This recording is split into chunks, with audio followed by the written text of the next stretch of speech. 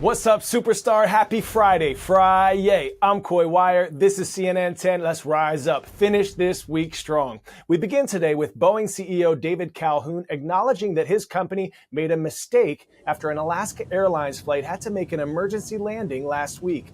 That flight landed shortly after takeoff from Portland, Oregon, after a door plug for the Boeing 737 MAX 9 actually detached and left a gaping hole on the side of the plane. Fortunately, none of the 177 passengers were seriously injured. Safety inspections are currently taking place on the grounded aircraft, but as CNN's Ivan Rodriguez tell us, questions are swirling over what mistake Boeing is actually admitting to.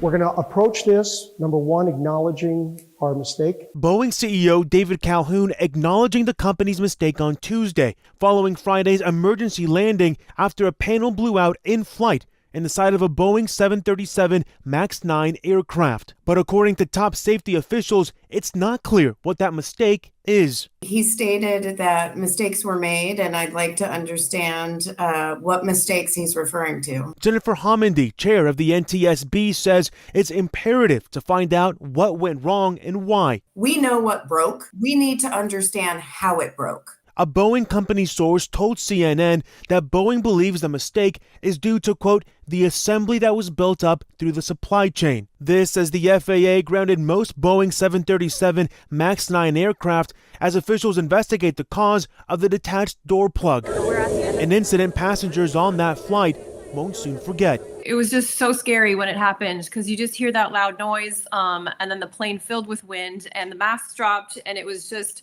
something you don't want to be experiencing on flight. Now let's turn to the small democratic island country of Taiwan, which will hold presidential and parliamentary elections this week. It's an election that will be closely watched around the world, particularly by its communist neighbor China, and even here in the United States. Now, there are a ton of specific details to this crucial election, so let's head straight to our correspondent in the region, Will Ripley, who explains why this matters to those outside Taiwan's borders.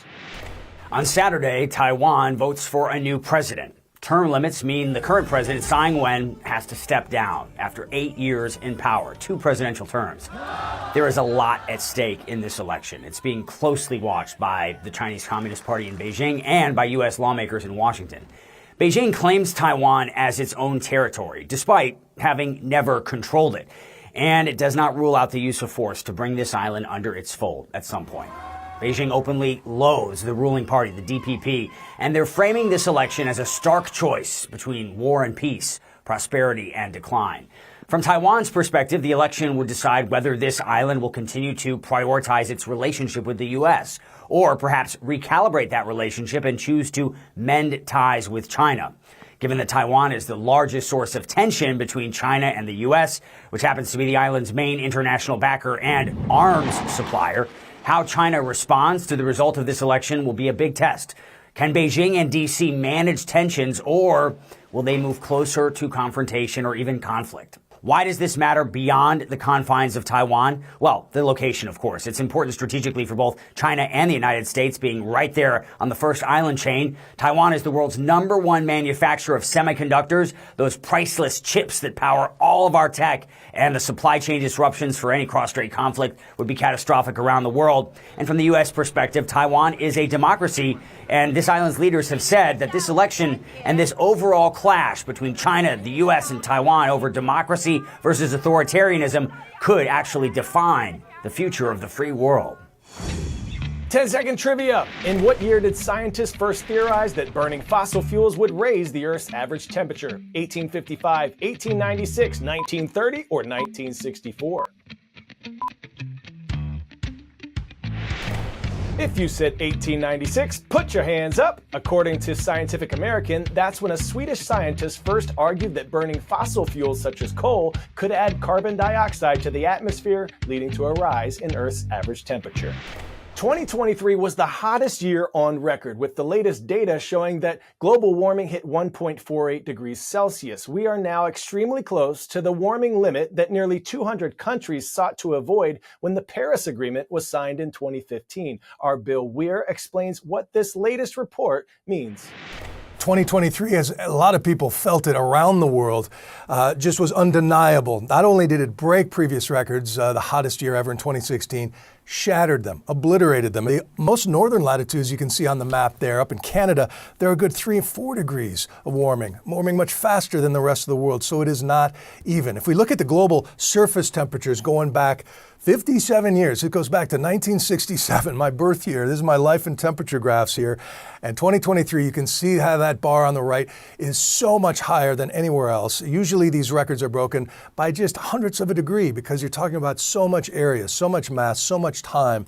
But 23 was deadly special in so many ways. And then as we look at the through the year, as the temperatures bounced around that 1.5 line there, we dipped above in March, came back down. But as you can see, the temperatures around the world hit that 1.5 threshold and stayed there for most of the back end of the year, even going above 2 degrees of global warming for a couple of days in November. That has never happened before. For the first time ever, you can lay 2023's calendar over a calendar of 1850 to 1900, and every day was a full degree warmer than those before.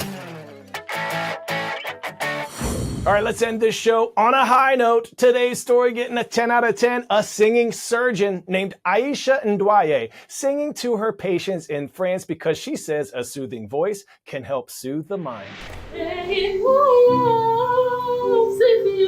At this hospital in the French city of Bordeaux, patients' experience in the operating room may not be typical. Surgeon Aisha Ndwaye soothes patients with singing.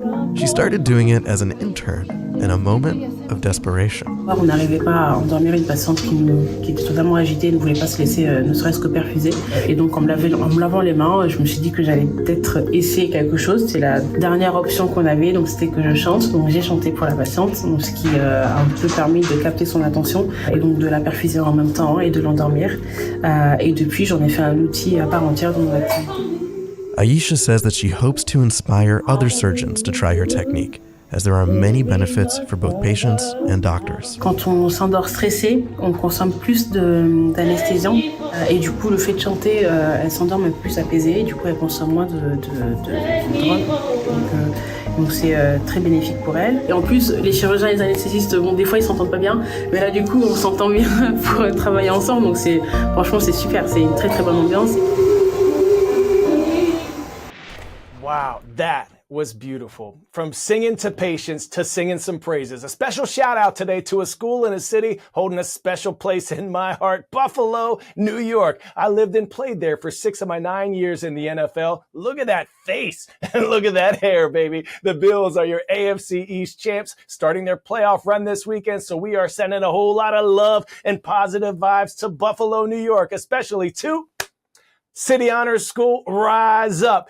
We see you, Max and Miss Switowski, and thank you, Principal Dr. Cressy. And this shout out goes to Syracuse Dunbar Avoca Middle School in Syracuse, Nebraska. Keep rocking it, Rockets. All right, I'll be seeing you on Tuesday because of the Martin Luther King Jr. holiday weekend, so go on out and make someone smile this weekend. Remember, you are more powerful than you know. I'm Coy. It's been a blessing to spend this week with you, and let's go Buffalo.